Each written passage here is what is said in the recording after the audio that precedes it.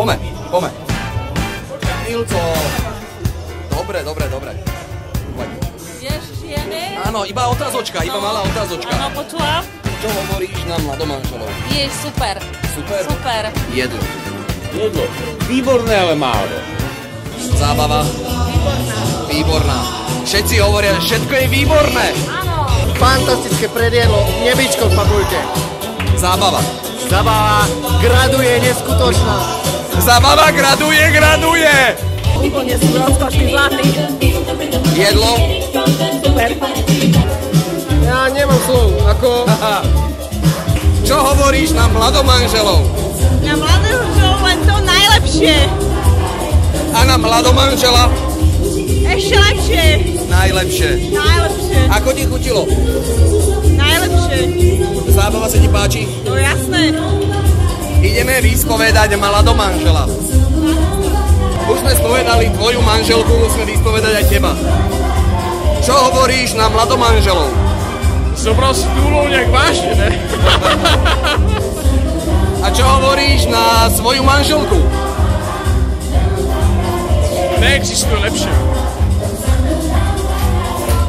Ťažko by sa to hľadalo niekde, ani v ďalekom vesmíre by som nenašiel lepšiu. Ako ti chutilo? Zatiaľ, čo som papal, jak v nebičku papulke. Alebo papulka v nebičku, teraz...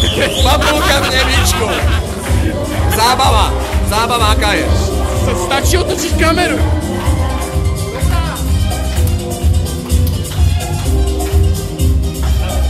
Čo hovoríš na mladomanželov? Nádherný, bavia sa, super. Takto, keď mám byť slušný, tak poviem vám len takto, že z globálneho aspektu je to len formálne bazírovanie na platforme reálneho kompromisu. To sme nechceli počuť. Zlatí sú. Že sú zlatí. Kde sú? Sú, jasné. Zábava. Super, len ty by si mal tancovať. Ale ja netancujem! Poďte. Ne. Všetci mi utekajú. A čo si jedla? Povedz nám.